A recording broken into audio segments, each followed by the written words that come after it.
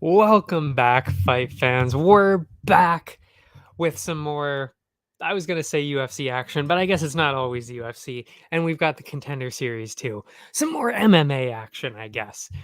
So, of course, we've only actually got two things to talk about today. There's no UFC this week. So, we've just got last week's UFC, the pay-per-view, of course, UFC 278.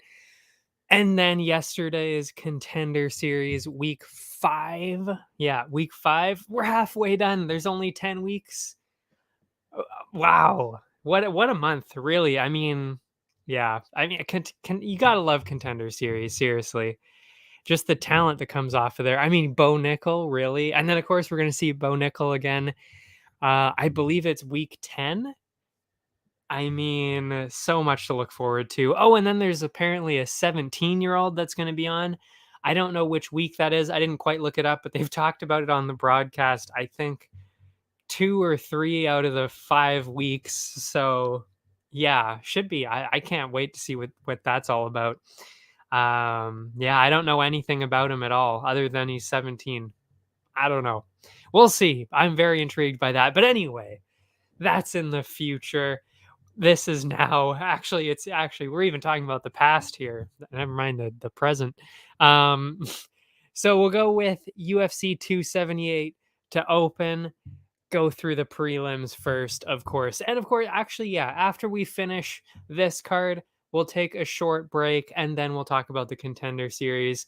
And then that'll be it. So it'll be a nice shorter episode, which is very nice for a change. Instead of going for 2 hours, we'll probably end at like 1:15, somewhere around there. That'll be nice. But that also means maybe we'll talk a little bit more in depth about the fights that happened on the pay-per-view. You know, we could definitely do that because we've been kind of shortening it in the interest of time. Because if I didn't shorten it, we wouldn't be talking about 2 hours. We'd actually probably be talking more about 3 hours, and ain't nobody got time for that. So, prelims. That opened with Victor Altamirano and Daniel Da Silva. I wasn't sure about these two at first. On top, by the way, my picks this week, man, let me tell you, not good. I don't know what's been going on. The past couple weeks, but I'm out of it. I don't know what's going on.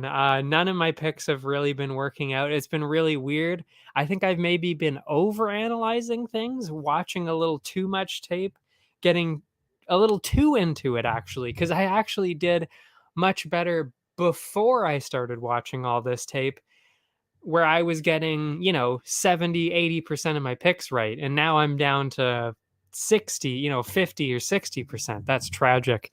That should not happen. Definitely not to me. I'm too good for this. So, this was another week where the picks did not really work out. And that started right here, actually. I mean, I don't think I mentioned this last week, but I did end up picking Da Silva.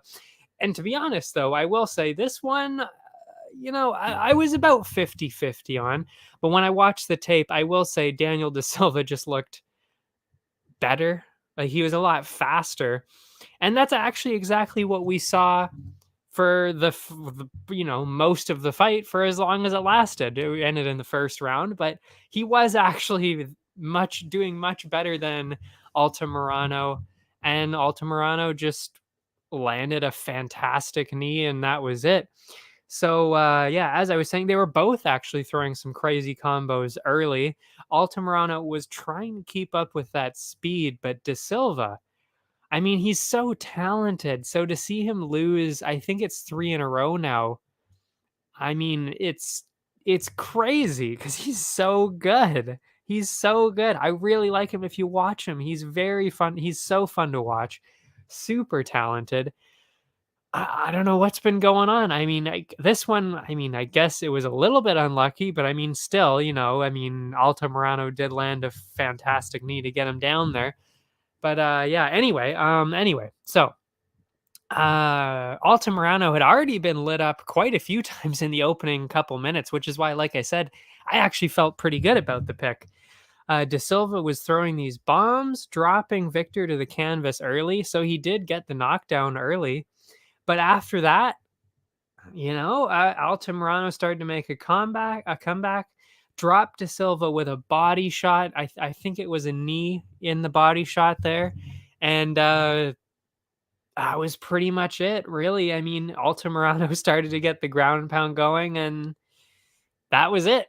So, I mean, it was looking pretty bad for Altamirano earlier because De Silva is so good, but just really flipped it there to get the first round TKO. And in fact, he actually got one of the performance bonuses from the UFC for that. I'm not sure if I would have done that because I didn't give him a bonus, but it was pretty impressive, especially like I said, he was losing and De Silva's really, really good.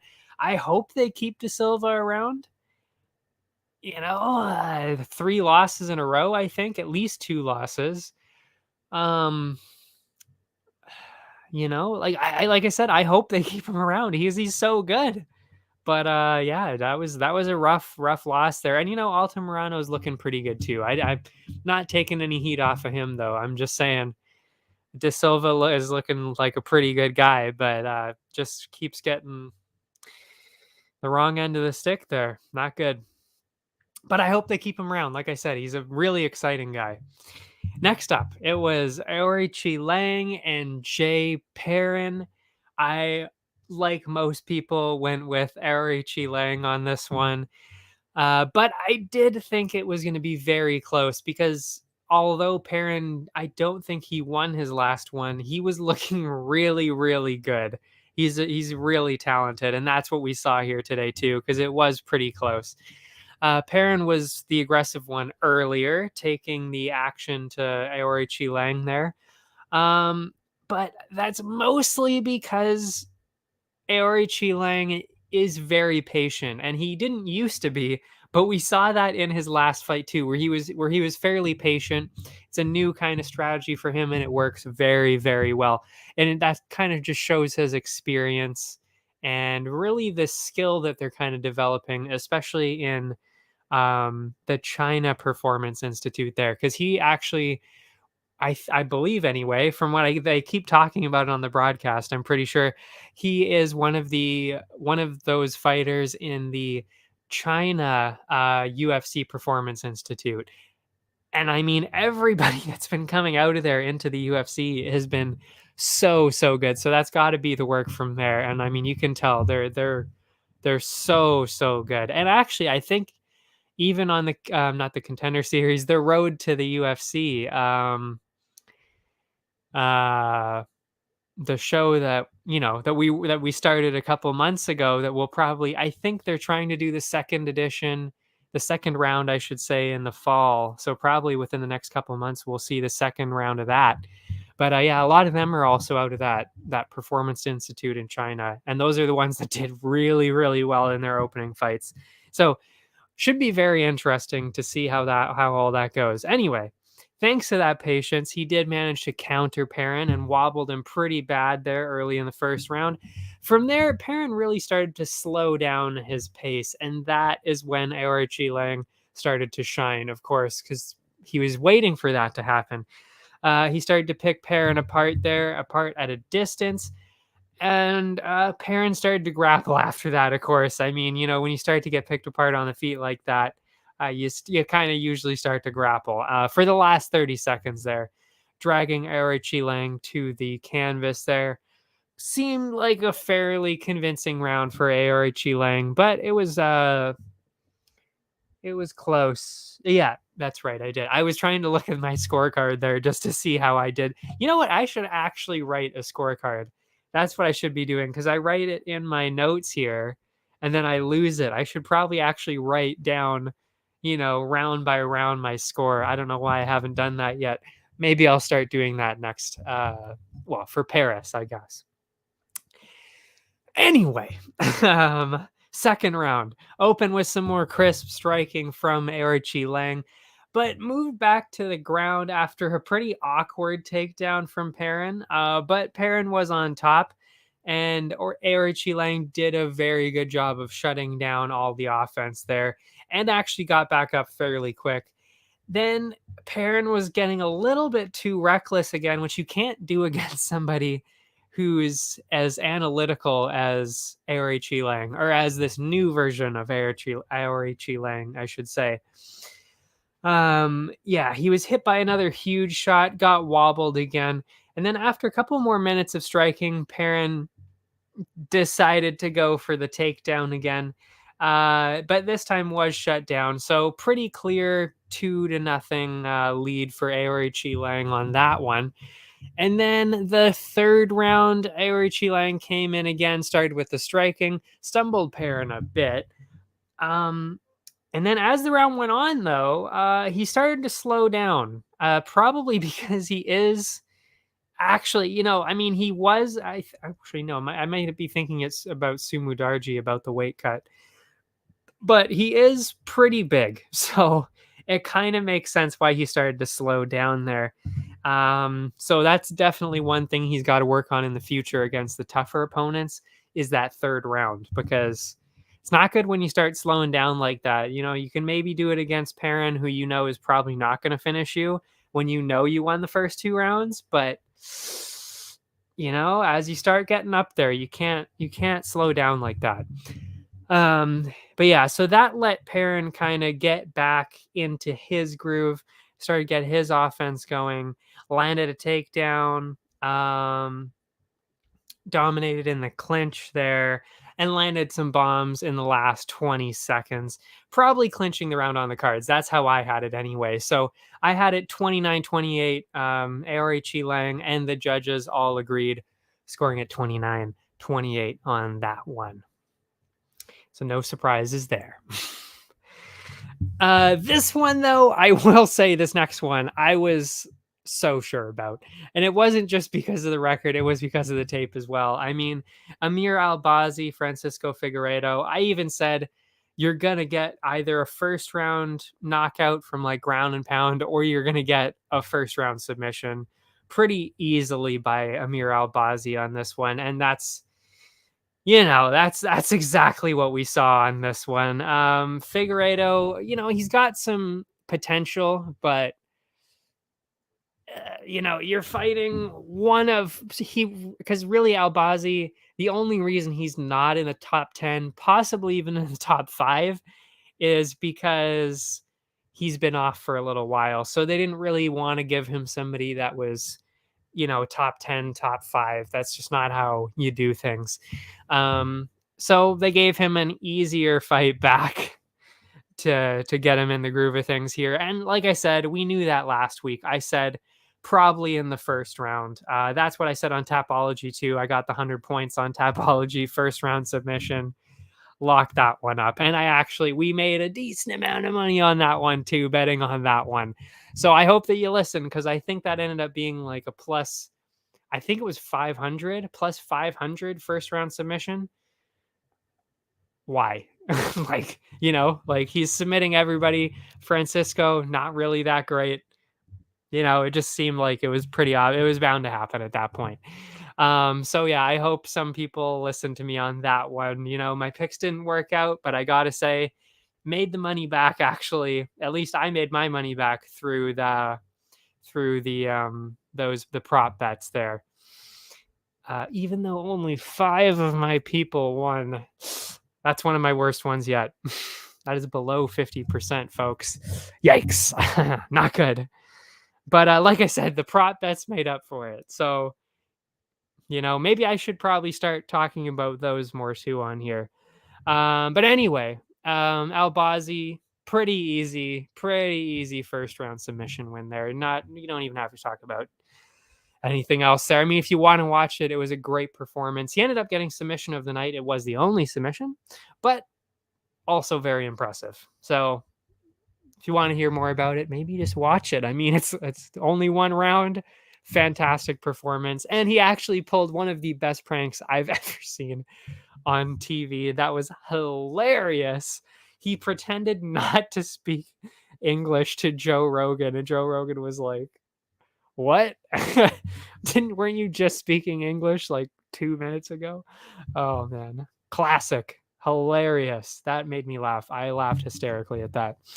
Anyway, next up, Angelusa and AJ Fletcher on this one. I was pretty even on this one, but on Tapology, I did give the edge to Lusa on this. I believe, or is it Losa? Losa, right? Angelosa. I did give the edge to Losa on this one because he's been fighting the better people, and honestly, he was pretty close on both. I think he only had maybe 2 fights, was it? I can't remember. But the last 2 fights, the ones that I watched anyway, were pretty close. And he was fighting some really high quality guys. And AJ Fletcher there was, he did fight a pretty tough guy in his debut last time. Honestly, I can't remember who it was. No, I wouldn't have written it down because we didn't talk about this on the broadcast. But I remember thinking, okay, Fletcher's got a pretty good chance here. He's pretty good. But yeah, Losa just seemed better, just more well-rounded in this. And really the cardio started to be a difference maker in this one specifically too. Fletcher was the one pressuring forward early, hitting Losa with some pretty crisp shots there. It was tight, but Fletcher was more active, not really letting Losa get anything going. As the round went on, though, Losa was starting to find that groove, wobbled Fletcher with some pretty clean shots. It was a pretty tight round, that opening round, to be honest. But with the bigger shots, I did give the round to Losa. But like I said, I was a little bit worried, especially when I saw for the first couple of minutes that Fletcher was blitzing him like he did his last opponent, whoever that was. And I remember he faced somebody pretty good, and I just cannot remember right now who that was. But I remember it being somebody pretty good. Losa kept that momentum going into the second round, landing some heat early. Fletcher was still there, though, taking the shots and doing some pretty heavy counters there, looking pretty good. After a while, though, Losa decided to switch it up with a takedown. Fletcher returned back to his feet fairly quickly, though, and he kept walking forward straight at Losa. And I was getting a little worried there. But he was getting busted up pretty bad, though. Then, out of absolutely nowhere, Fletcher turned it up, brought all the heat to Losa. My goodness, gave him the spaghetti legs. Losa got battered, losing the round, but he was still there in the fight, and Fletcher was gassed. Like, he was exhausted. And like I said, and actually at this point was when I was obviously most worried, because I was like, oh, okay. And I even said before the fight to my friend who was watching with me, I even said, like, the way that my luck is going, watch Losa get tired and then get smoked in the second round or something like that. And that's exactly what was starting to happen. But he stuck in there, and thankfully the ref did not stop it, because that's actually what saved him. Fletcher got just completely gassed, no energy left whatsoever.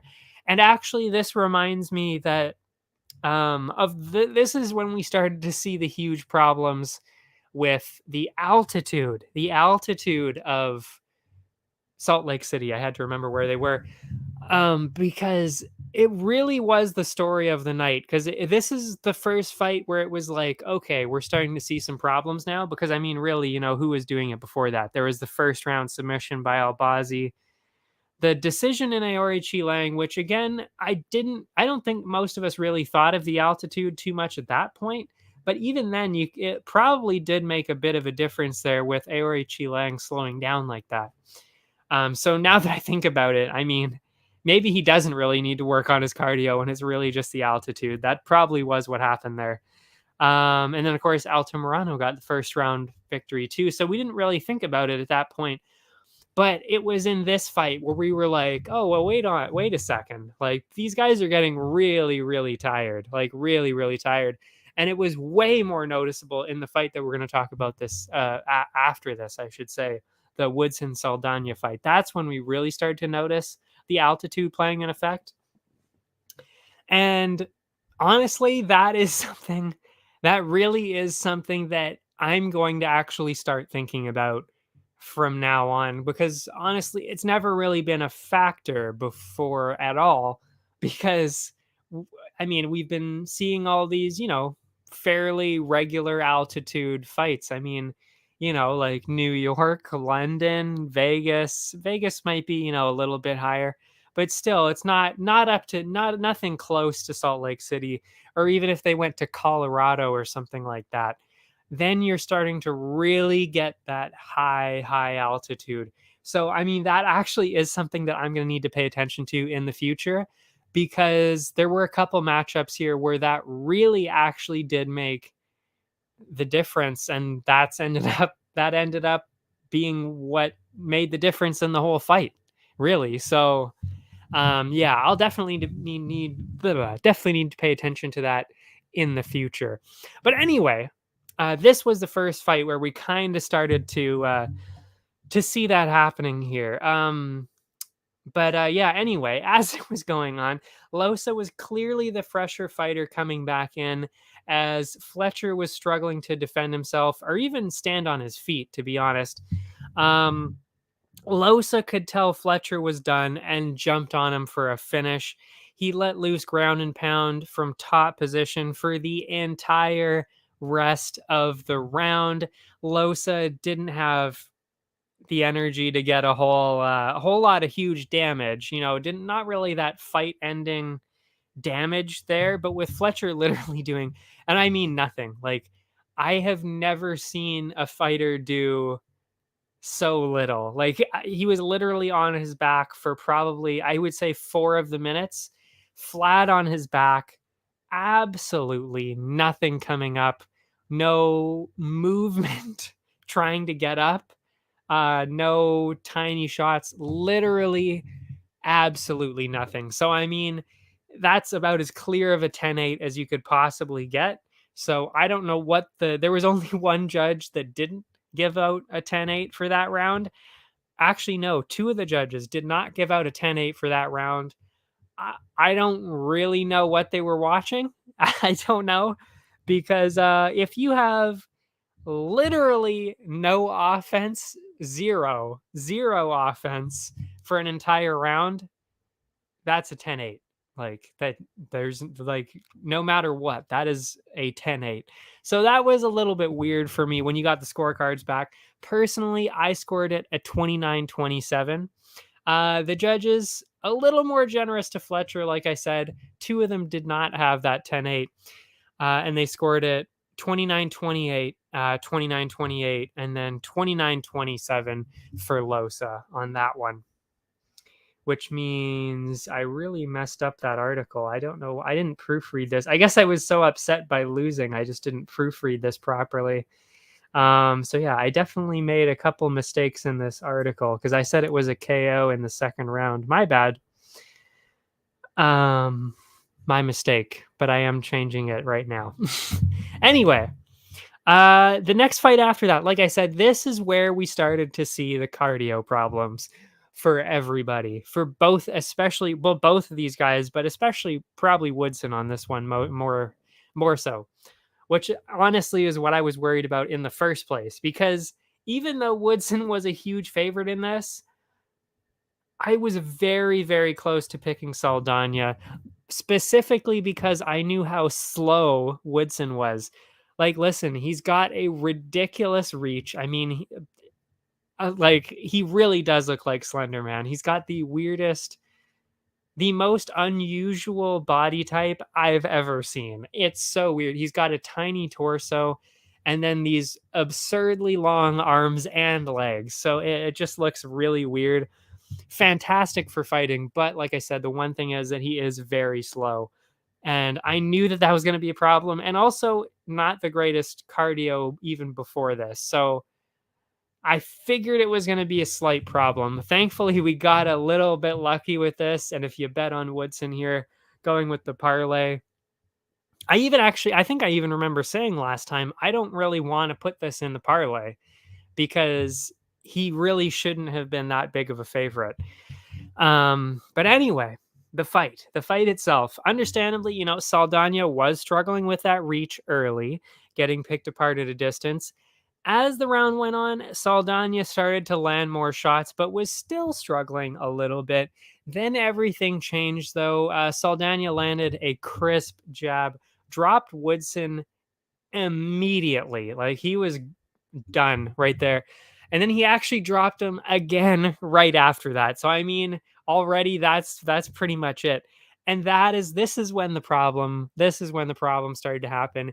He showboated, and then he went in, he thought, oh, well, okay, maybe I should actually finish him. Yeah, no shit. Like, you probably should finish him. He went in for the finish, and he actually kneed Woodson in the face when he was down, square to the forehead, as he was on the ground, grounded opponent there. He thought he had won. Nah, you can't knee somebody in the forehead. I mean, come on now. Not when they're on the ground like that. You can't do that.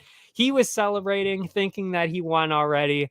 Clearly, clearly not. And the ref even saw it. Thankfully, the ref saw it and went for the replay. Of course, showed it straight to the forehead. Obviously, an illegal shot there. And actually, there.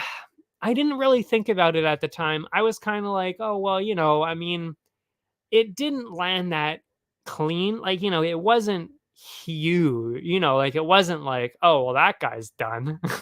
Like, no, it was like, okay, well, that was a pretty bad shot. But I mean, he's not knocked out or anything. Probably just like, well, what the fuck was that all about? That's probably what he was thinking. Yeah, so they did take the point away. So it was obviously a 9-9 first round there. But I actually kind of agree with what was said later, and I can't remember who said it.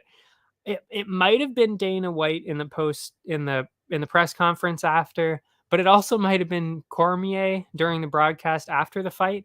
I honestly can't remember who said it, but they actually said, well, the fight probably should have actually been stopped after that, because he did, and it was a flying knee too. He ran into it like, like Masvidal almost, just not cleanly landing it as full force and hard as Masvidal did, but it was the same kind of thing where he was running at him.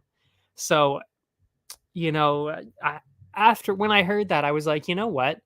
That's actually probably a good point, and it should have probably been um a win for Woodson, actually, because that would have been an illegal blow that was clearly on purpose. He ran into it and celebrated after because he thought he won. So you can't say that, and I mean, you took a point away. So it was clearly intentional. So, actually, when I look back on it, yeah, it probably should have been stopped. And that would have meant that Woodson actually technically would have won that because of that. But that being said, again, I mean, Saldana was the clear better fighter in this. I mean, there's no question about that now. Anyway, so after that, though, Woodson did come out hard in the second round, taking the fight to Saldana. Luis was still doing pretty well, though, countering Woodson with some nice shots. And that was when Saldana decided to switch it up, take the fight to the ground. Sadly, that was a mistake, as he got caught in a very, very deep submission attempt, one that I've never seen, which apparently is called a buggy choke. which actually is supposedly a very new submission. That's what they were saying during the broadcast. Because I mean, he had it in for, I think it was over 2 minutes straight. So they had a long time to talk about it. And apparently, it's not something that you ever really see in MMA, but in jiu-jitsu, it's seen a little bit more, and it's fairly rare and fairly new. So they were a little bit concerned as to how the judges would score that, considering he had it in for 2 or 3 minutes. But I mean, to me, it's like it honestly doesn't even really matter what submission it is. I mean, if you've got somebody clearly struggling and clearly getting submitted and like really like, okay, I don't think I can get out of this. Um, like when you're at that point, it's like, okay, well, the round clearly went to Woodson at that point. So to me, I mean, I had it, I guess that would be, yeah, 19-18 at this point because of the tie in the first round there. So yeah, I had it 19-18 at this point, and then they went straight into the striking again in the third round, but switched into a clinch as Saldana pushed Woodson into the fence. And I actually even wrote it down. This is where you could tell that the altitude was really starting to be a problem, not just for Woodson, but just for both of them, really. They both really slowed down, and nothing really happened actually in the final round. So I wasn't really sure how they were going to handle this here. But I personally, I had it 28-28 because I thought, clinch control and all that. I think he probably landed a couple more strikes too. Saldana in the last round there. So I had it tied up. I had it 28-28 for the draw. That's how I saw it.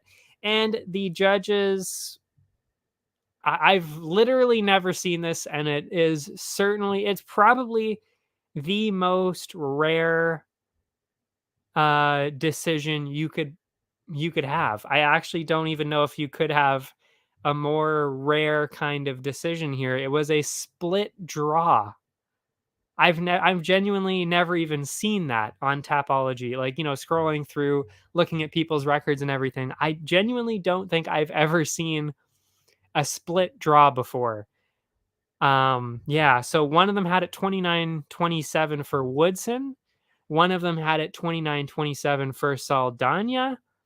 And then one of them had it 28-28. That is a split draw. Again, I genuinely don't think I've ever seen that before in any fight I've ever seen, even just scrolling through records. And listen, I'm on Tapology all the time. I do predictions for a lot of different promotions. So I'm not just doing UFC. I'm doing Bellator, PFL, EFC, anything that's bettable, I'm doing. So the fact that I've never seen a split draw, that's saying something. It is definitely very, very rare. And I will say though, little confused as to how Woodson got a 29-27 here. Yeah, I don't know how that happened. And I'm actually a little maybe even more confused that Saldana got a 29-27, because that would mean that he won 2 of the other rounds. And I don't think that's really true at all, because that includes that submission round where he was in a submission for like 3 minutes straight. You can't tell me you won the round if you almost got choked out for 3 straight minutes. So that was a little weird. I thought 28-28 was the most clear, the most clear one there. But again, we ended up with a draw. So I mean, I can't complain too much because we did end up in a draw.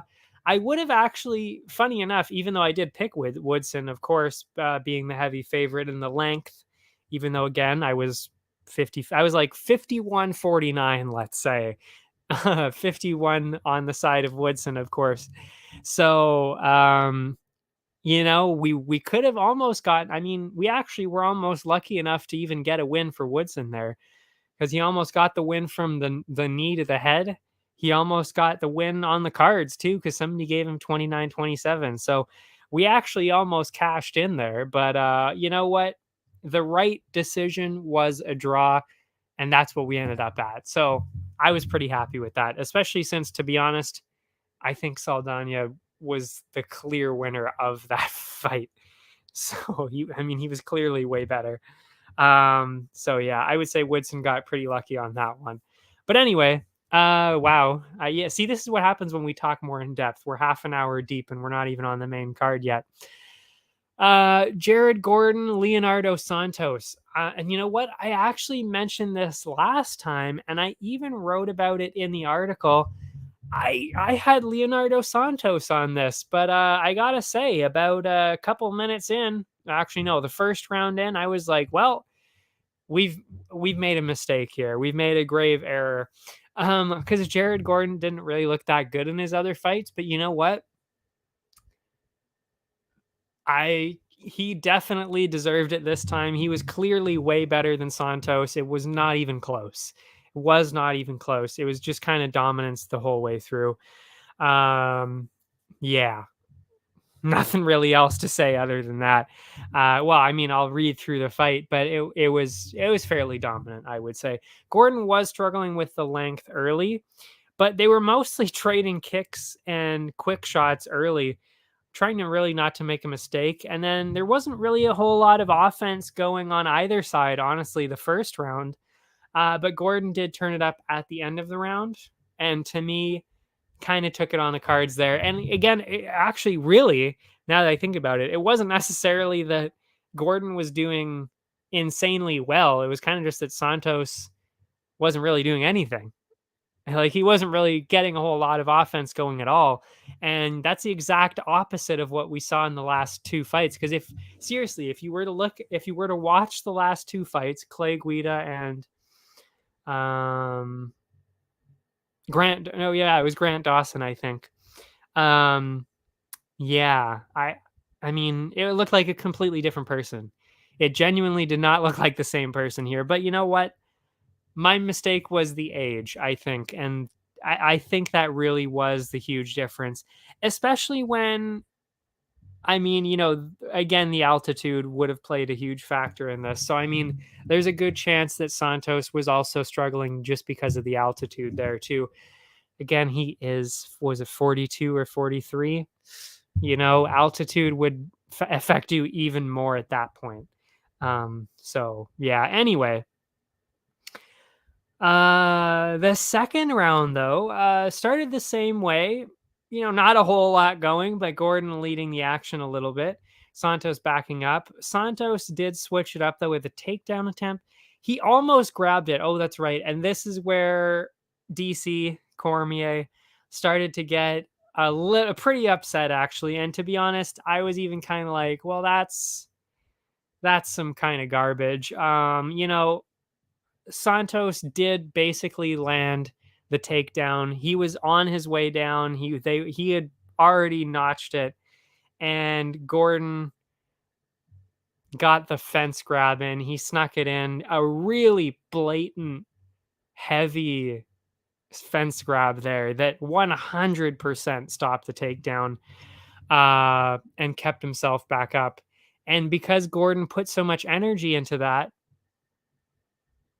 he was just too tired, especially with the altitude here. He just couldn't recover from that with his stamina. Because, if he would have gotten the takedown, he would have been on top and he would have, gotten something going at least. I don't think he would have gotten a finish, I'm sure. I don't think he would have gotten a finish, but it definitely would have been his round, I would say. Because, again, nothing really huge happened in any of these rounds. So with that happening in the second round like that, and then of course you're still trying to go for a takedown, it's like you exhausted yourself out for nothing because this guy cheated. So it should have been probably 1-1 at that point, and who knows what would have happened in the third round. I'm sure Gordon probably would have taken it on the cards anyway, but you got to think that really does change the whole course of a fight there, especially that round. And like I said, that changes the whole scorecard. Instead of being 20-18 for Gordon after that second round, probably would have been 19-19. So yeah, I don't know. But anyway, the third round, nothing really changed. Gordon was leading every exchange. Santos went for a takedown, couldn't quite get it going. I mean, the cardio at that point. So it was definitely a pretty clear win for Gordon. But that dirty fence grab, that definitely switched it up a little bit. And you don't want to see that. That's some garbage right there. But anyway, I mean, he clearly was the better fighter anyway. So, but like I said, though, you never know what would have happened if it wasn't at altitude. I don't know. But again, Gordon deserved the win. I'm not taking anything away from it. I'm just saying, don't cheat like that because it's going to catch up to you pretty quick. Next up, it was Tybura and Romanov. And you know what? I mean, Romanov was the huge favorite in this, but I specifically said this was actually a lot closer than people thought it was going to be, because I knew that Tybura had great submission defense, and he usually works in the clinch and then on top of people. That tends to be what he does. So whereas Romanov kind of does a little bit of the same thing, he's just way bigger and not way bigger actually, just way stronger and way more talented at the wrestling part of it. So yeah, I mean, I knew this was going to be close, and we already knew actually that cardio used to be an issue for Romanov. And you know what? If I would have known about the altitude, if I would have thought about that, if I would have even considered that as a difference maker, I genuinely would have gone with Tybura. I would have, because like I said, we already knew that Romanov had cardio issues. So I figured he was going to lose the third round no matter what, if it got that far. The problem was, it was like, we all kind of figured that Romanov was probably going to get the finish before it got that far. And it was close. It was definitely close there. But I will say, I kind of disagree with how this fight was scored by the end of it, and we'll get into why. And actually, it's really the same thing as what happened with Woodson. Actually, almost the exact same thing that happened. Well, not exactly. I mean, no flying knee to a downed opponent. But yeah, Romanov opened with a huge suplex as always. He's got to throw in a suplex in every single fight. It's probably part of his contract. So he suplexed Tybura right away. Couldn't keep him down, but Romanov did control Tybura and even slammed him down for a second time right after that. I mean, to be honest, it was so dominant that it really seemed like a 10-8. And that is why I had an issue with the scorecards, because Tybura basically did nothing, and Romanov was close to ending the fight at least once, and he just slammed him down time after time. I mean, it was a pretty dominant round, so I would have called that a 10-8.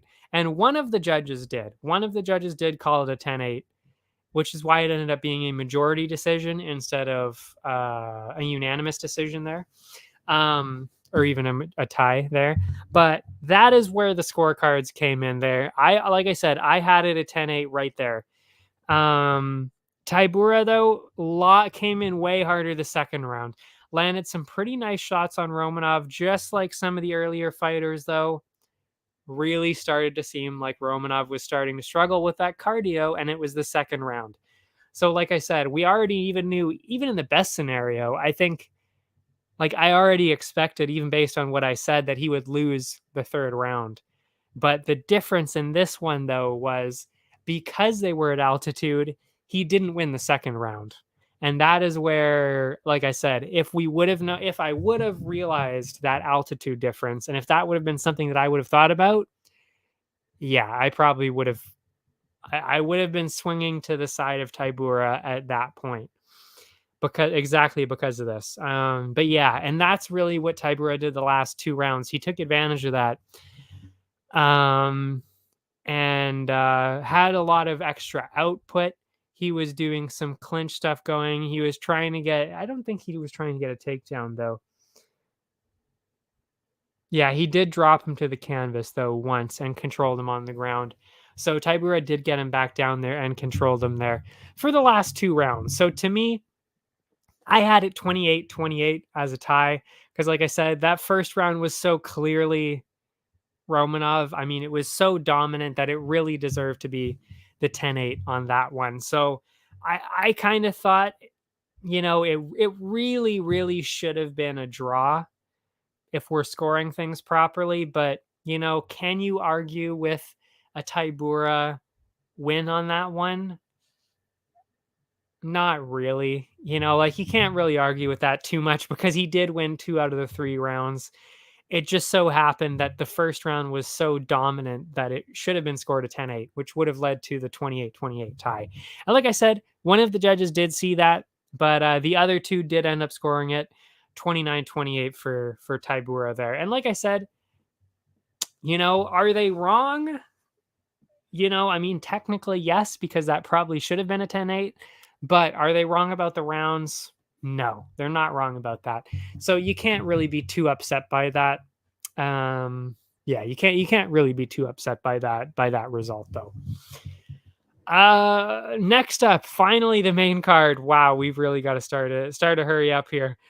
Tyson Pedro, Harry Hunsucker.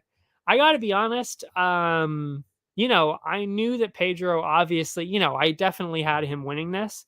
But I got to say, I was a little bit worried because of the style that Hunsucker usually fights, which is usually he runs straight at you and tries to knock you out immediately, which people respond different ways. So I wasn't sure how Pedro was going to do with that. But of course, I wasn't going to bank on that. Like, that would be silly to go on a massive, massive underdog like that, banking on him doing something crazy. Like, no, that's not a sustainable way of betting there. Yeah. And also, like I said, this was actually Hunsucker's first trip down to light heavyweight in the UFC. He's always been heavyweight. And that's really been the problem because he's running in on UFC heavyweights. You can run in on regional heavyweights all day, knock them out in the first round almost every single time. But you can't do that. You can't do that against Tuivasa. And I can't remember who the other guy was that he fought. Did I write that down? No, I did not. Yeah. So, I mean, it kind of made sense. But, and then also, of course, again, Pedro had, I think, some kind of a crazy reach advantage as well. He's also very patient, very defensive, as we saw in his last fight, and very good kicks. So, which isn't something normal for light heavyweights and heavyweights. They don't normally have these crazy kicks. Kicks are usually, lightweight, featherweight, bantamweight, sometimes welterweight, maybe middleweight, but not usually light heavyweight. So that's not common. So Pedro definitely had the edge there, and he used that to his advantage, and that's actually how he ended up getting the finish. Yeah. Hunsucker actually was more measured this time. He really was patient, which I think honestly was the problem here. Oh wow, I just realized my headphones weren't plugged in. I hope this has been working the whole time. Or maybe I just haven't been able to hear it, like, because the sound wasn't on. Wow, I hope this is working the whole time. My goodness. Could you imagine if the mic wasn't working this entire time and I had no idea? Anyway, as I was saying, yeah, I think Hunsucker would have done better if he would have been that aggressive like he was at heavyweight. I know what he was trying to do, because he realized, oh, okay, well, I got clipped before because I was too aggressive, so let me slow down this time. But that was because you were at heavyweight, like, if you're at light heavyweight, maybe it would work a little bit better. I don't know. I think he still would have gotten knocked out in the first round probably, but probably would have given him a better chance to land something that Pedro didn't see coming.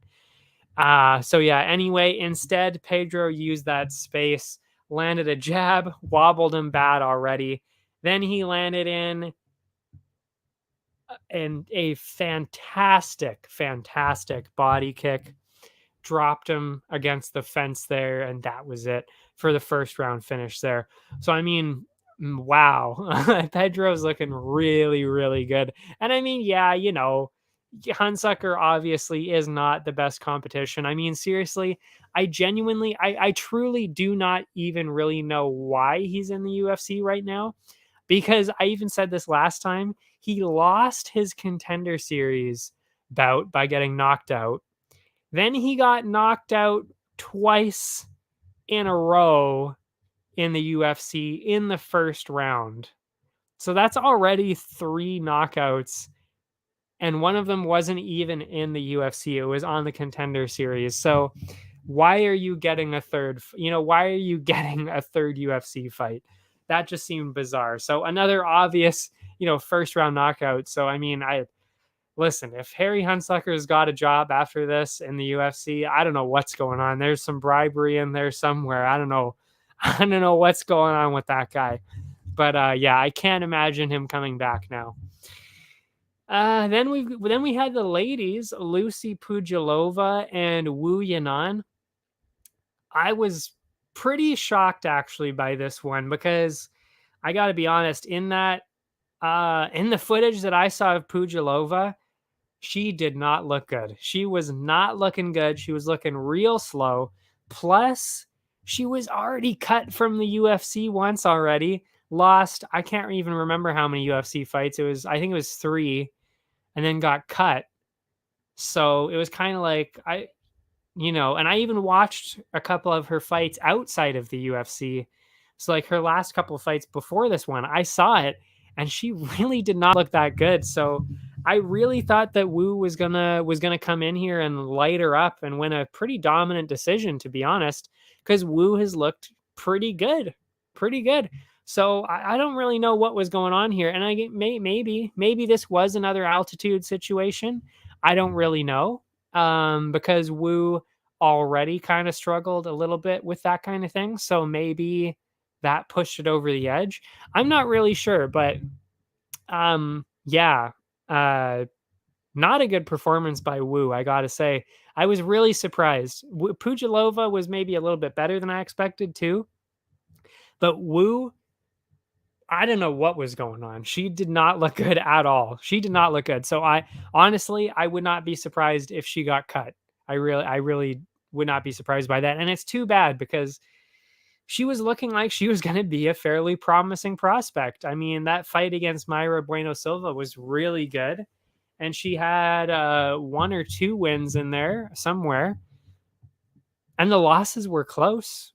I don't know. I was really surprised there. But yeah, Pujilova, obvious, pretty clear strategy right away. Pinned Wu into the fence. Wu is a lot stronger than she looks, though. Got out of it pretty quick. Then went back to the striking.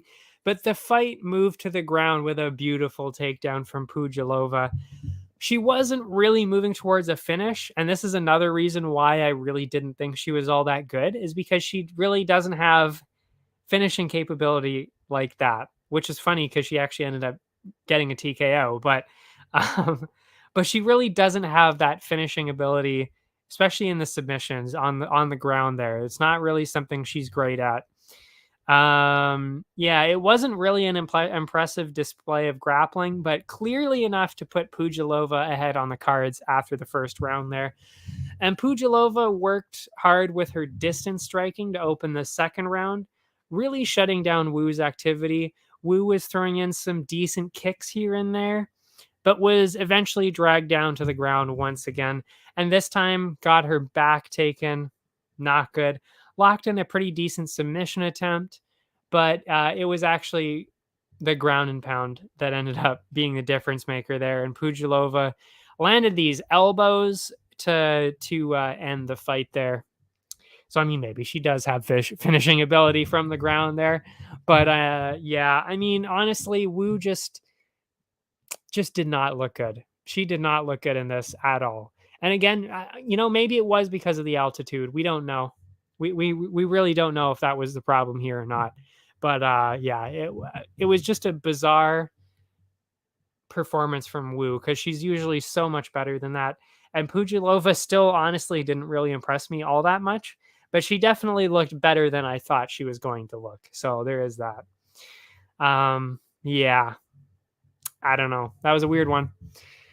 Then we had Jose Aldo and Merab Dvalishvili. And you know what? I got to admit, I should have seen this one coming. And I actually regret. Funny enough, I mean, you don't want to say, yeah, because it's Jose Aldo. You don't want to doubt Jose Aldo because he's literally one of the best fighters of all time. But just the relentless wrestling of Merab, and we knew that he was going to do that.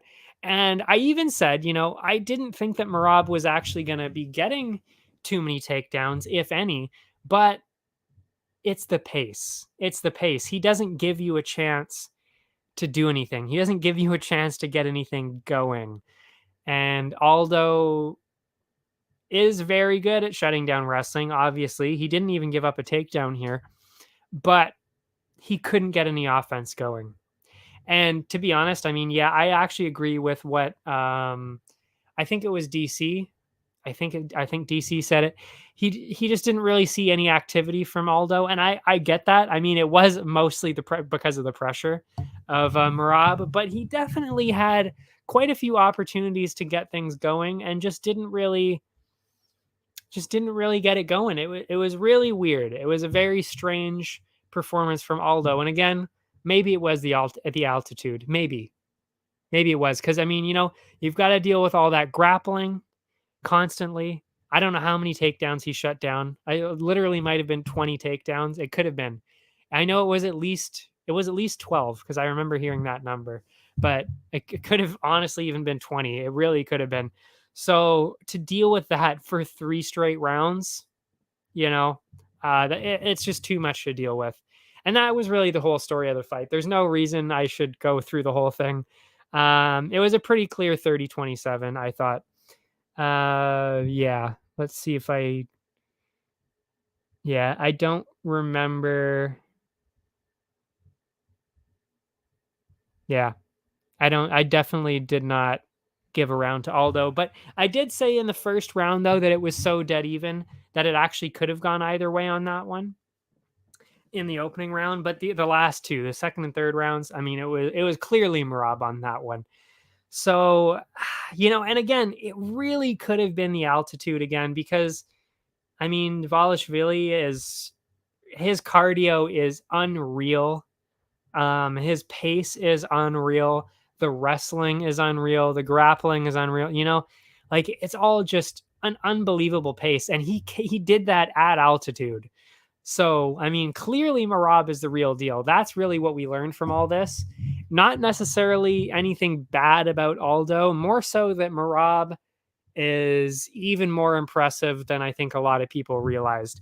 And like I said, you know what? Yes, I would have changed my mind if I would have, thought about the altitude. But honestly, I think in general, I should have gone with Merab in the first place. So that was another genuine mistake by me. I definitely should have chosen Merab on that one, I will say. Oh, and the judges went with 30-27, 29-28, and 29-28. So actually, two of them did give Aldo that opening round. I wasn't really sure, though. I wasn't really sure how that was going to go. But yeah, the last two rounds, very, very clear. Then we had the co-main event, the fight of the night. Wow. Wow. I mean, I don't think too many people expected Rockhold to last that long. And I gotta say, I don't like Rockhold. I really don't like him at all. I probably he is one of my least favorite fighters for sure. For sure he is. It's not even close. But I gotta say, I do respect him, and it was quite the performance and quite the fight here to stay in it for his last fight, knowing that it was his last fight if he was going to lose, because he knew. I mean, come on, everybody knew. But yeah, to come out like that and just never give up, really give it everything, and continuously trying. He had some good moments there. He really did. So, I gotta give some respect to Rockhold there too. But I mean, you know, It's like Costa did almost get the first round KO that we thought he was going to get. And you know what? I hate to bring it back to the altitude again, but I think it's pretty obvious if we weren't at altitude, Costa was going to get that finish for sure. I mean, really, like he was clearly going to get that finish. Anyway, and he actually even said after, Costa even admitted after in the press conference, the reason why he didn't, he even felt that he could have gotten the finish there in the first round, but that he was a little hesitant to just dive right into it because he lost his last 2 fights. So there was kind of a psychological component there too. Plus, of course, the altitude. So, I mean, you had the altitude and you had the hesitancy from losing his last 2. So that kind of played together to not get him the finish. So, and I gotta say though, I wouldn't have changed my prediction either way. I still would have gone for the first round KO. But again, can't really say too much about this. I mean, it was still pretty dominant by Costa, but Rockhold made it very, very interesting to say the least. Rockhold tried to keep Costa at a distance with kicks, but then went in for a takedown. Of course, that we knew that was going to be the game plan. But he found out quick that was not going to be working anytime soon, because he got lit up by massive shots from Costa that really, like I said, looked like it was going to end the fight right there. Interestingly, though, it was Costa that actually moved the fight to the ground, sitting on top of him, trying to finish the fight with ground and pound. So he almost got another finish right there. But Rockhold did get out of it, going back to his feet, but didn't seem likely that he was going to get any better.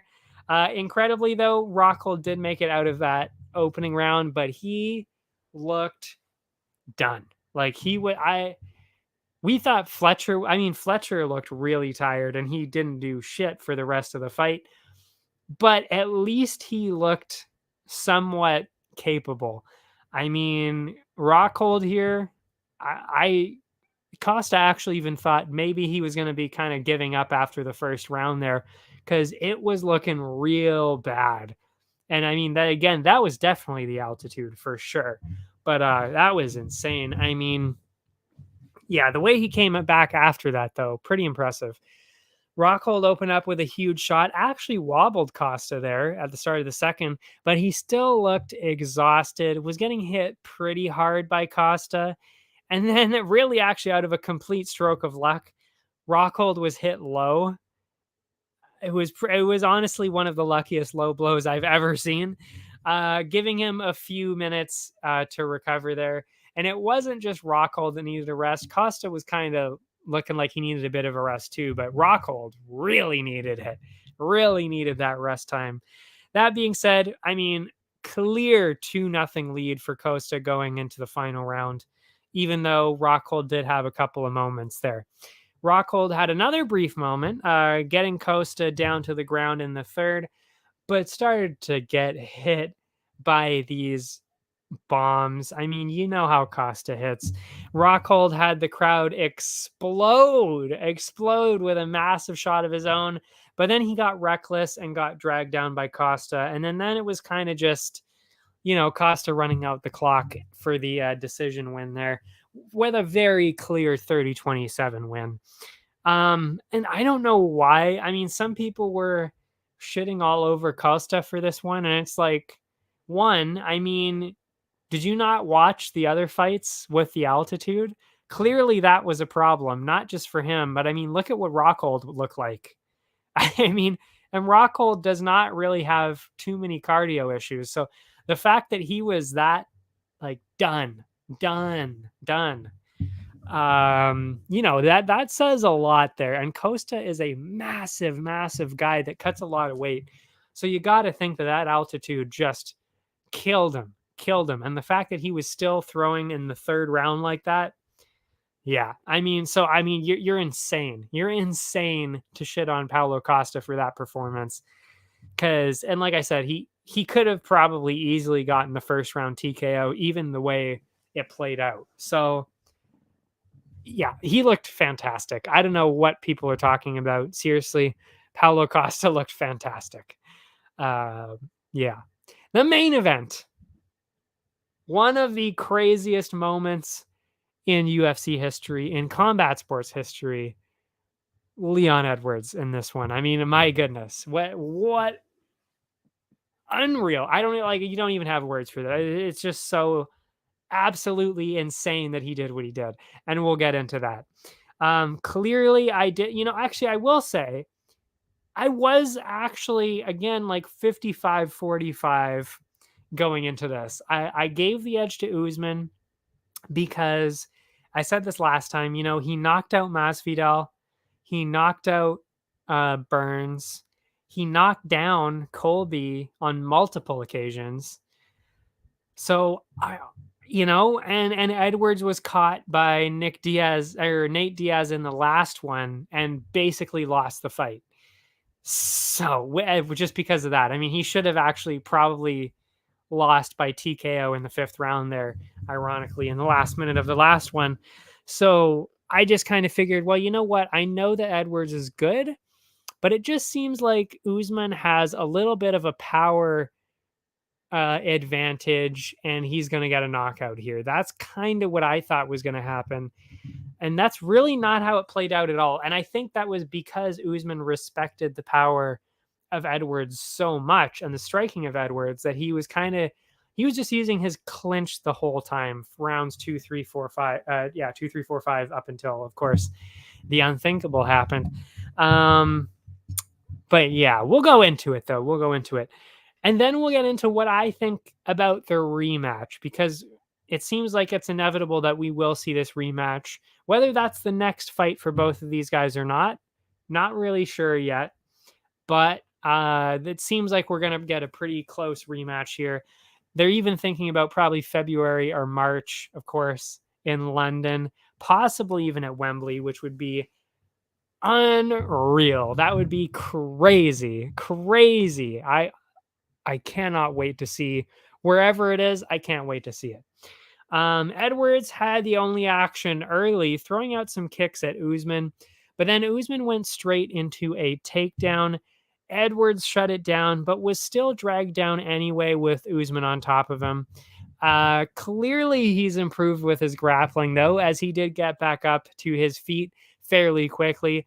But then Edwards did something that has never been done to Usman in the UFC, allegedly, because we know that Colby kind of got the takedown in the last fight, but he got a 100% for sure clear takedown on Usman, and actually kept him down there and even started working for a submission. And you know what? I wasn't worried at that point. I really wasn't, because we know how good Usman is on the ground. So we kind of figured, he wasn't going to get submitted. That definitely was not something that, even then I was like, okay, well, Edwards won this round, but he's not going to get a submission finish. Let's be honest here. So yeah, that was the first round. And of course, like you should, you got to give Edwards the opening round. Of course. Usman decided to switch it up in the second, lighting Edwards up with some pretty big combos along the fence.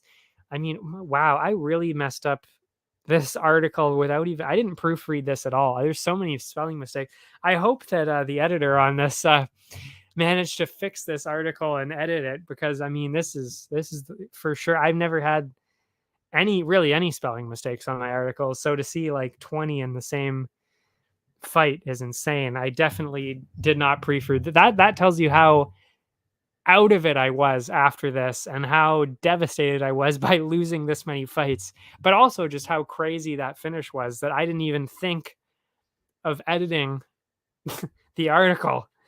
So yeah, that's how crazy this was. Anyway, Edwards was getting some good counters in, but Usman was clearly landing the more significant shots.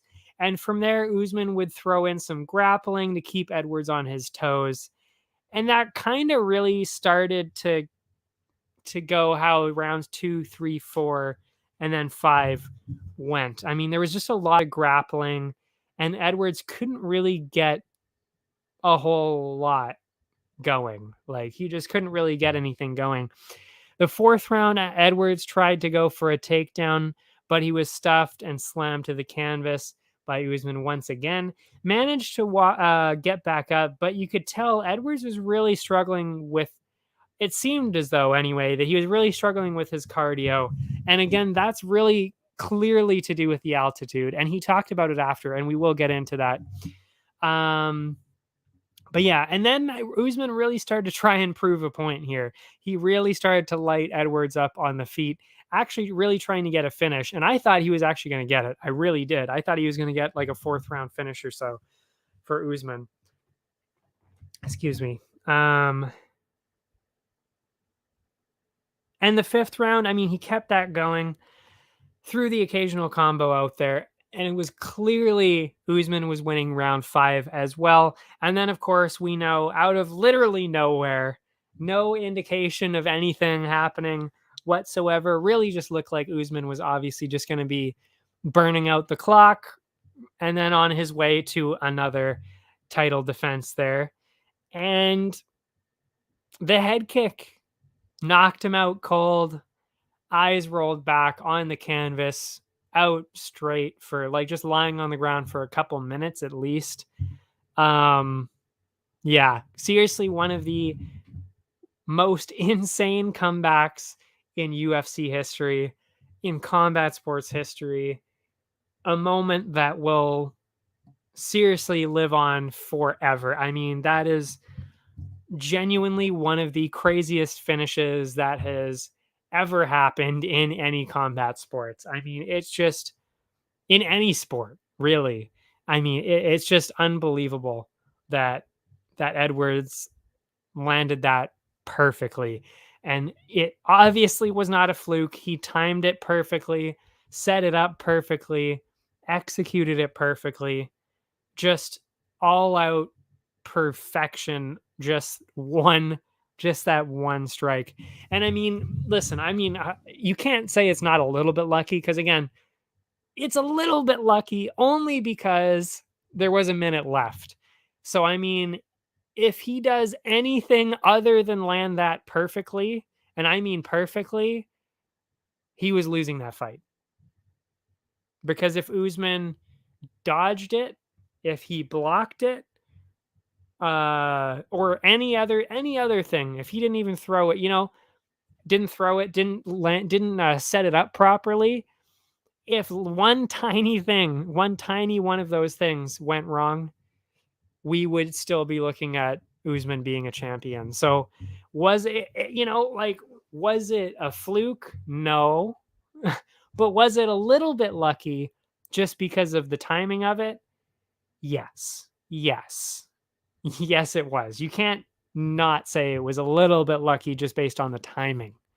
But yeah, that being said, like I said, clearly, I don't even know where I was going to say with that, where I was going to go there. I don't even know. But yeah, was it lucky? A little bit, but was it a fluke? No, because he planned it perfectly and landed it perfectly. That's all you got to say. So yeah, I mean, I'm definitely not saying he didn't earn the win. He clearly did. He clearly did. I mean, I'm not saying that at all. I'm just saying, with a minute left, it's kind of lucky that he landed it on the first try. That's all I'm saying. But anyway, what do I think about the rematch? I will say, and maybe you'll be a little bit surprised based on the sentence that I literally just said, that it was a little bit lucky. I actually am kind of going on Edwards on this one, because I actually kind of agree with what Edwards has been saying after. I mean, he's a pretty honest guy. And he even said, probably the worst performance I've had in a very long time. And you know what? I got to agree. And it's because I think it was clearly because of the altitude. It was throwing him off. And he even said he was trying to react. Like, he knew what he was supposed to be doing, but he wasn't doing it, and he couldn't do it for some reason he couldn't really figure out. And you could tell that he was starting to slow down because of the altitude. So really, this is about as bad as you're going to see Edwards do. And the first round, I would say the first round is exactly what you would see from Edwards for a normal, probably at least for the first 3 rounds of a normal fight. So, and Usman really didn't look anything other than Usman. Like, he literally looked like he has in every other single fight. And that makes sense because he trains in Colorado at altitude. So that's what he trains for. So we knew that he was going to be fine in this. But yeah, I got to say, Edwards dominated the first round. And honestly, I think that's kind of how the fight would go next time, especially if we're talking about London. He's got a massive crowd behind him. The first British fighter who trains out of the UK. So, it's like the audience alone would be behind him so hard that you can't really count him out there. So to be honest, I really actually do think Edwards will probably win again. I really do. And he's probably not going to be really losing to anybody else, except for maybe we'll see what Chimaev does against Diaz. If Chimaev comes out here and absolutely annihilates Diaz, then Edwards might have a problem here. But as for Usman, I don't know. I think Edwards has got him. I do. I really do. Also, you have to remember, and I didn't even realize this until I saw the tail of the tape, but Usman is actually, I hate to say it, he's actually a little bit old. He's kind of getting near the end there. I mean, listen, I know what some people are going to think if they hear me say that. I'm not saying Usman's washed out at all. I don't think that. I just think he is just a small step, just the smallest step below Edwards. And then Chimaev also somewhere, probably somewhere in there where he's in the second, third, maybe even in the lead somewhere. They're all 3 of them are kind of in that one zone right there where they're just clearly better than, I would say, most other people in the division, pretty much everybody in the division, I would say. Yeah. So I actually really do think that Edwards is going to win again. I really do. So yeah, the bonuses, KO of the night. I mean, Leon Edwards, obviously. Head kick with a minute left for welterweight against the pound for pound #1 fighter. Clearly that's going to be KO of the night. Sub of the night, I said it already, Amir Albazi. There were no other submissions, but it was still impressive nonetheless. And brawl of the night, no question, Paulo Costa, Luke Rockhold. That was actually my fight of the month. I'll be posting my monthly bonuses at the end of the week here. And there you go. And we already, really, just look at this card and you'll know most of the bonuses. Leon's got KO of the month. Paulo Costa, Rockhold, that's the fight of the month. Most valuable fighter of the month for the men, obviously Leon Edwards. Yeah, so clear choices there. Anyway, we'll take a quick minute-long break. I will have a sip of water, and then we will have, the next 15 minutes or so of Contender Series, and that'll be it. So I will see you right after this. Allow me to introduce Pie Stick Vodka, a new way to celebrate victory. Gather around the glass with an award-winning, ultra-premium Canadian-made vodka. You probably won't listen when I say high stick vodka has a smooth, hard-hitting taste, or that it's developed in the birthplace of hockey. You won't listen when I say high stick vodka is a tribute to the game of hockey, or when I tell you it's distilled 4 times using Canada's purest mountain spring water to provide an authentic, remarkable flavor. But maybe you will listen when I say it comes in a f***ing hockey stick. Showcase your passion for hockey with our limited edition hand-blown hockey stick bottle. Whether you're celebrating victory or drinking to defeat, High Stick Vodka is better after every shot. Visit us at highstickvodka.com. It also comes in this regular bottle. Celebrate victory. Drink responsibly.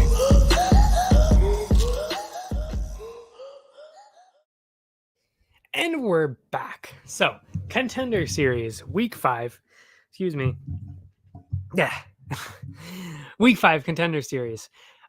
Just last night, another 5 contracts being given out. Spoiler alert.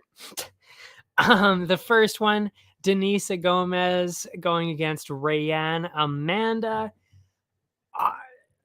I'm not even kidding. This was genuinely one of the best women's fights I've ever seen. So seriously, if you want to see a good women's fight, watch this one because it was so good. And it was at the point where I seriously thought, you know what? There might be 2 contracts for this fight. There really might be, because Amanda was doing really good too. Amanda was the aggressive one early, landed a couple of combos, but the speed advantage of Gomes was pretty clear. So that was already a huge difference there. And for the majority of the round, Amanda was the one in clear control because it just kind of seemed as though Gomes was struggling with her fight IQ. She was doing some weird strikes, some ill-advised techniques there. Way too many spinning attacks, especially wheel kicks, I believe it was. Yeah, that was giving Amanda the edge in the fight there. Eventually, though, Amanda used these openings for a takedown. She didn't quite get it, but did get some control along the fence. So, I mean, really, the first round was clearly Amanda at that point. But that's when it really started to get more interesting. The second and third rounds were really turned up. Gomes really turned it up in the second, pushed the pace, but Amanda was still seemed to be doing a little bit better in the exchanges at first. It just looked like maybe Gomes was going to start stealing the momentum. Or it just looked as though Gomes was about to do that when Amanda dragged Gomes down with a massive takedown. But after that, finally Gomes started to feel herself, pressured Amanda really hard. This started to really slow Amanda down, and that's when she really started to get pieced up there.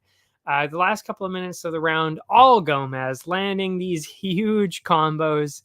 And then in the last 30 seconds of the round, they both exploded and got a very rare standing ovation from Dana White himself. So obviously, very, very exciting fight up until this point, especially that last 30 seconds of the second round there.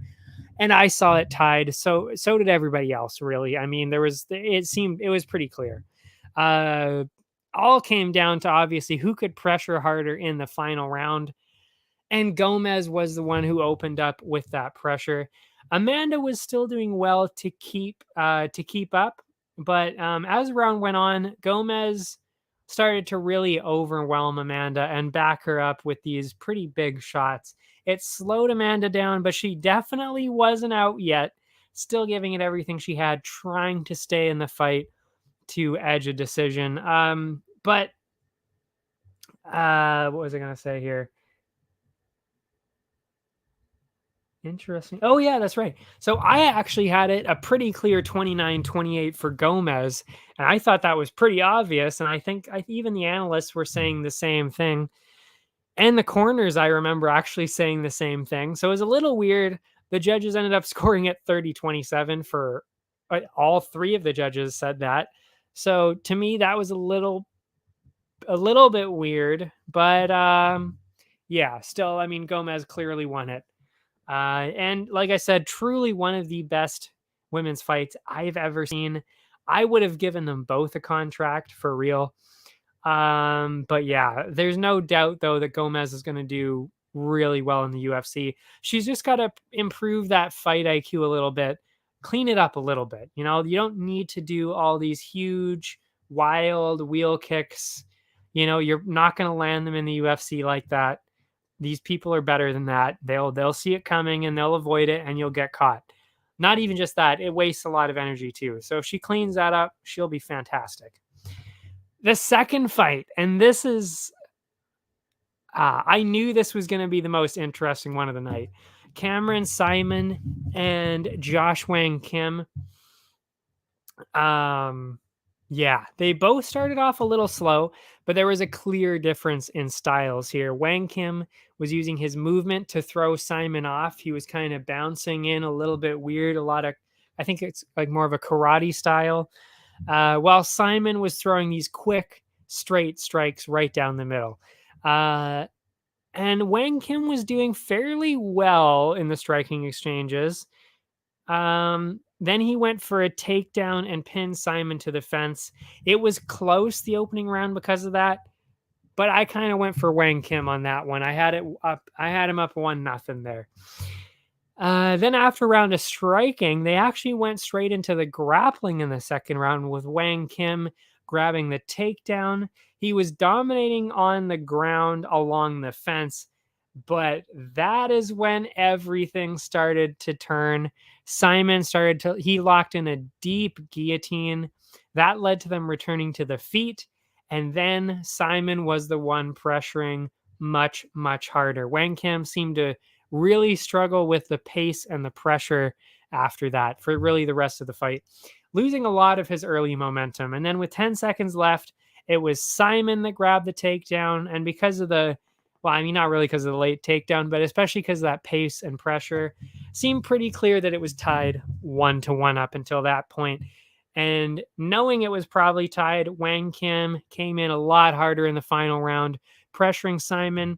Sadly, that slowed down quite a bit as Saaiman slammed these huge leg kicks into him. I mean, seriously, these leg kicks, especially for somebody who I think is 21 or 22, those leg kicks, unbelievable. I mean, his striking is so good. It's so clean. He looked very, very good. And I wasn't really sure how he was going to be into this because obviously there's not a whole lot of footage on him because he's in the EFC. They don't like to put out a lot of their footage actually because they have their own version of Fight Pass. So if you want to see footage on their guys, you have to get their version of Fight Pass. So, I mean, Saaiman has really only ever fought in EFC, so there's really not a whole lot of footage on him. So I wasn't really sure how he was going to come into this, but he did look pretty good in the couple minutes or so of footage that I did see. Anyway, what was I going to say here? Saaiman kept walking him down, landed these crisp combos, and then they got into a wild exchange where Saaiman was the one who landed the big one, knocking Wang Kim out for a pretty clear contract. I mean, genuinely, he was the most impressive person on the entire card, and he was the youngest guy. I mean, this guy is going to do some serious, serious damage in the UFC. This guy's going to be so big, so talented. I mean, is he going to do it right away? No, he's only 22, 23, whatever it is, the youngest male fighter on the roster now because he did get the contract. But, with that work ethic and the skills that he's already got, I mean, there's no stopping this guy. And he trains with Duplessis as well, Darrius Duplessis, who's doing the exact same thing in his own weight class. So sky is the limit for Saaiman here. I mean, he's so good. So good. Then we saw Jesus Santos Aguilar and Erison Ferreira. Very close going into this, but I actually even kind of thought Aguilar might have the edge here because Ferreira, I mean, especially with the weight cut of Ferreira, which clearly played a huge factor if you watch the fight because he got exhausted and that was really ultimately what kind of ended it for him. Plus Aguilar has, We'll find out. I mean, he did end up winning. He has now the shortest male reach in the UFC. I think it's something like 62 inches, which for reference, I have, I believe, a 72-inch reach, maybe, yeah, 71, 72-inch reach. So imagine this, but 10 inches shorter. Like it's a pretty small reach.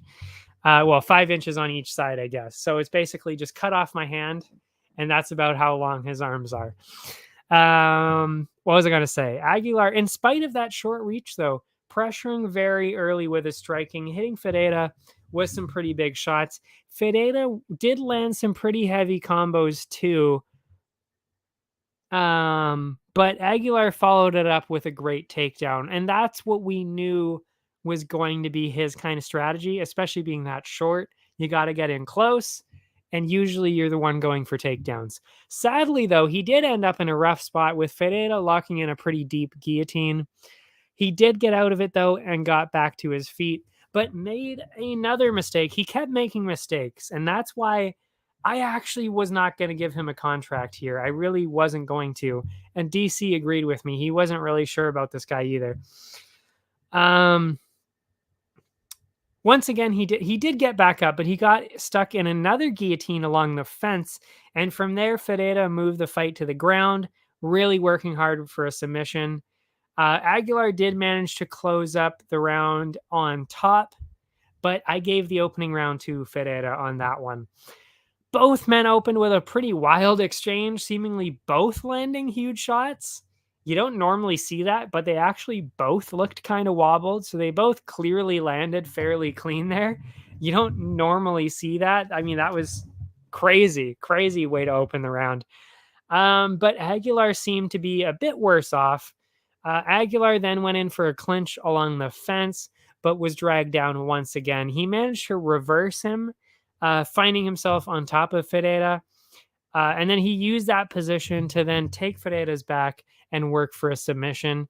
Ferreira reversed positions with about 10 seconds left in the round, but Aguilar was in control for the vast majority of that round. So it clearly seemed to be tied 1-1 there. And once again, third round, opening up with some pretty heavy shots to open the round there. But Aguilar clearly landed the heavier shots this time, probably because of that weight cut from Ferreira, slowing down a little bit. Yeah. What was I going to say? Oh, yeah. Then he then transitioned to the ground, finding himself on top of Ferreira.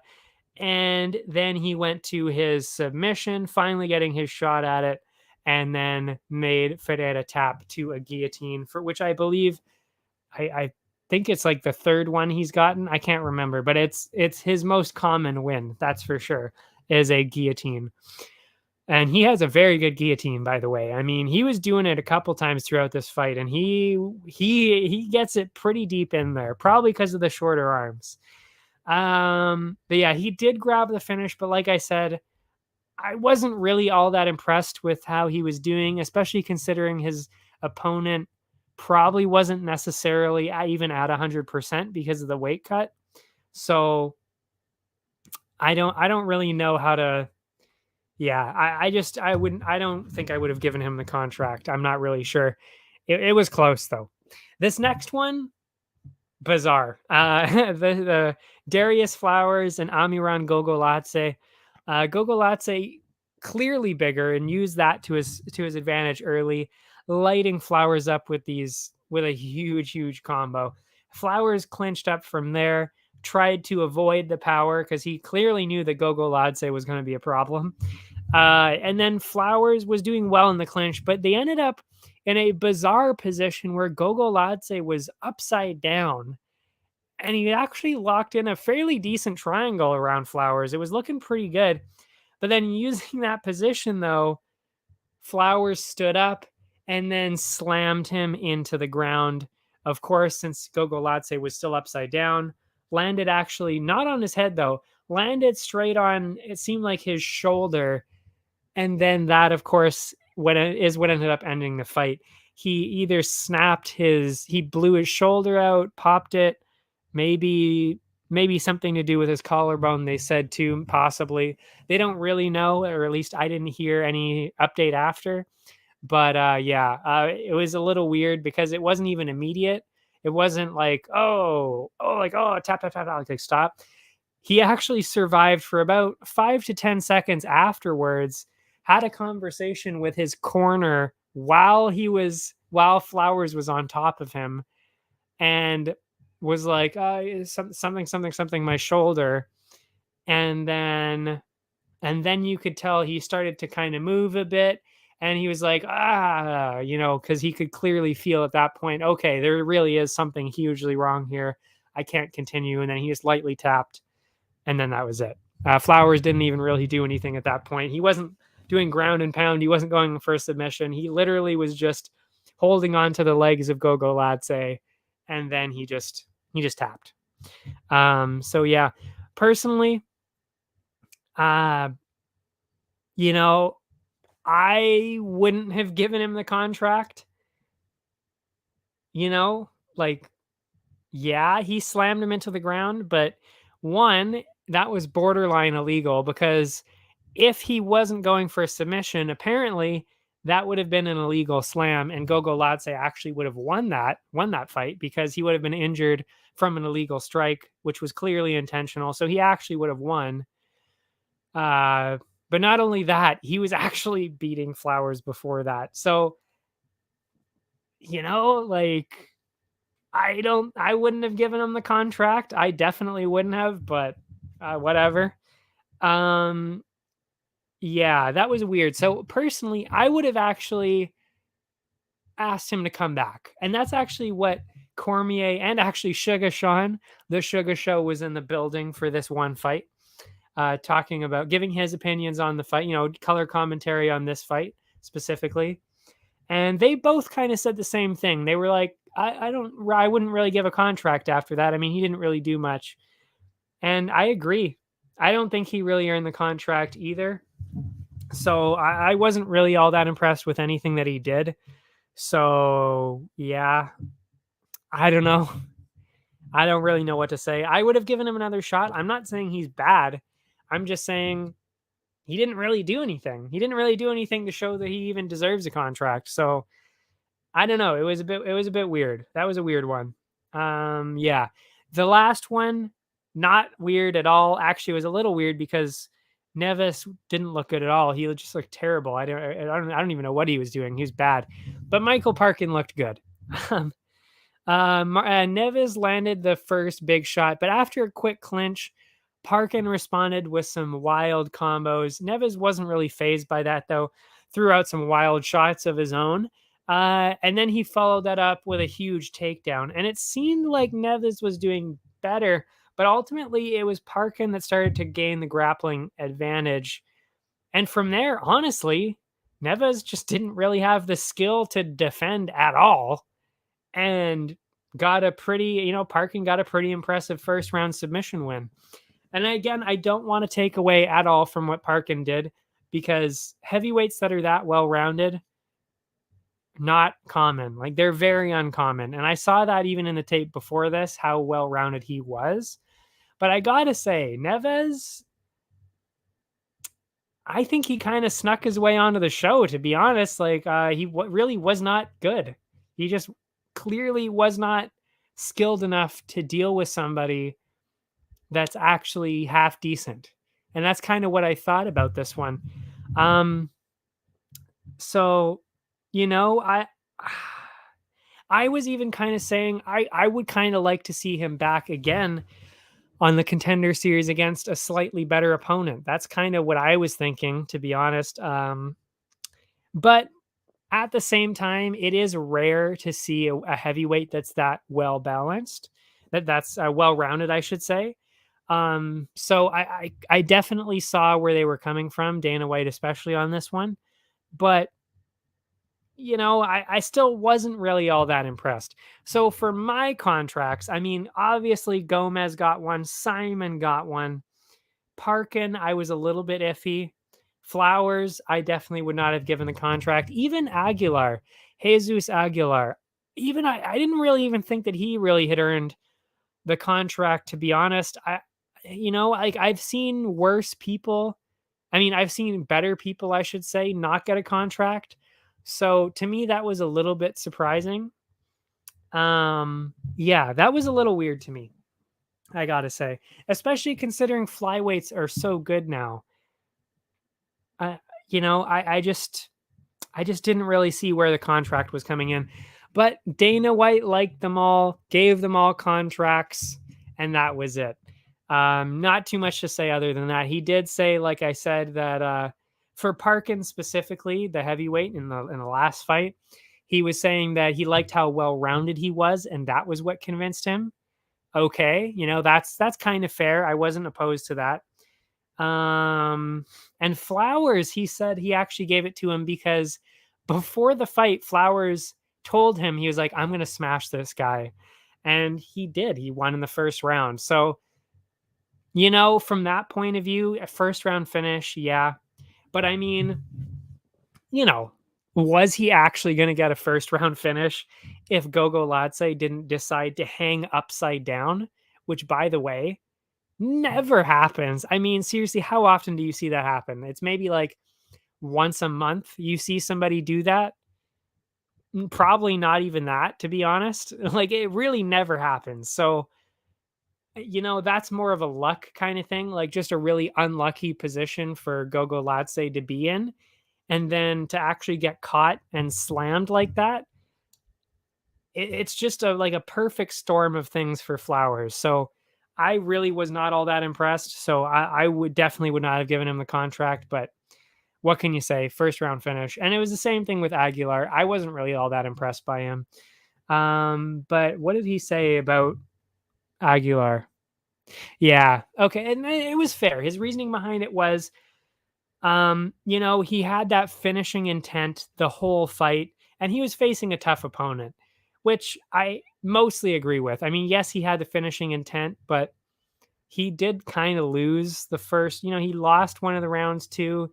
Ferreira didn't really look all that great, and it was because of the horrible weight cut.